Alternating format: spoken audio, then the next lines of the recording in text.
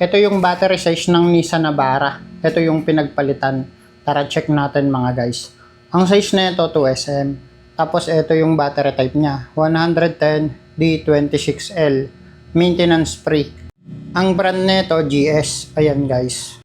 Pinagpalitan to mga guys. Tara check natin yung battery kung sira na ba talaga. Ang sabi ng may-ari nasa 3 years na daw itong battery niya. Ito nga pala yung battery tester na ginagamit ko mga guys. Lancol yung brand niyan. Micro 500. Iseset lang natin sa 70 Ah mga guys.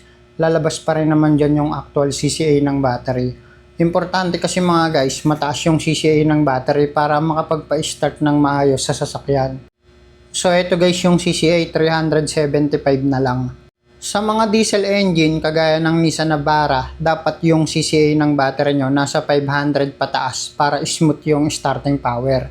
So ayan guys yung kinabit kong battery sa kanya, Yokohama na Platinum Series. Ang sasakyan nila Nissan Navara. Nakalimutan ko lang kung anong year model yung Nissan Navara na to mga guys. Ito yung battery na kinabit natin, Yokohama Platinum.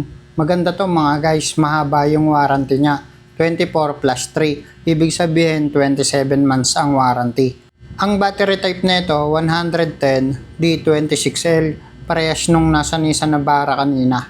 Isa pa sa kagandahan nito, mataas yung CCA niya. Bukod sa mahaba na warranty, mataas pa yung CCA. At mabigat yung battery na to mga guys, kapag binuhat nyo, kahit 2SM lang siya, medyo mabigat siya.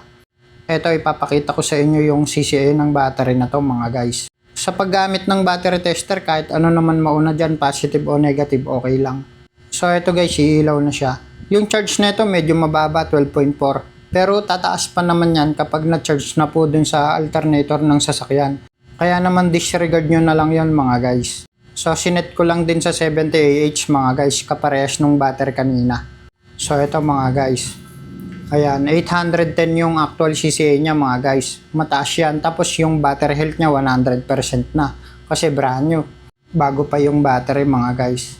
So itong 2SM battery na to, mataas yung CCA niya. Yung iba po kasing 2SM battery, nasa 500 lang yung CCA o hanggang 600. Kaya naman kung naghahanap ka ng mataas na CCA na battery, 2SM ang size, etong Yokohama Platinum, pwede mo siyang piliin. Pwede rin ito sa mga naka-Isuzu MU-X at saka sa Innova. Yung mga old model na Innova, yung 2016 model pababa. Or kung halimbawa yung sasakyan mo 2SM yung battery nakakabit dyan, pwede ito mga guys. Same size lang naman sila pero mas mataas kasi yung spec na ito. Bagay din po ito kung meron kayong setup na sound system sa sasakyan nyo. Kasi mas mataas din yung AH nito o yung ampere hour. Ang bentahan po nito o yung price range niya nasa 6.3 hanggang 6.8. Depende po kasi yan sa store o dun sa location kung tagasan ba kayo.